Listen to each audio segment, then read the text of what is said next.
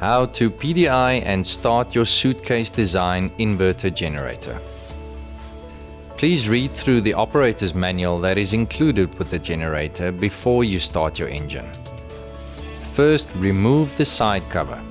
You will see the lithium-ion battery is supplied with the generator. Make sure the positive and negative terminals are connected correctly. The sump is situated at the back of the generator. Please check your operator's menu to ensure the correct amount of oil is needed for the generator. Replace the side cover panel.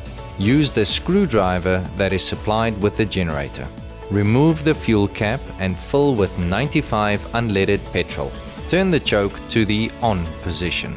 Turn the fuel tap to the on position. You can either use the recoil start on the side or use the push button ignition to start the generator.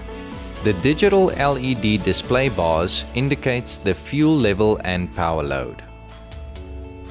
The center display indicates the run time remaining. Low idle switch, positive and negative parallel sockets. Double up your power to connect to another generator.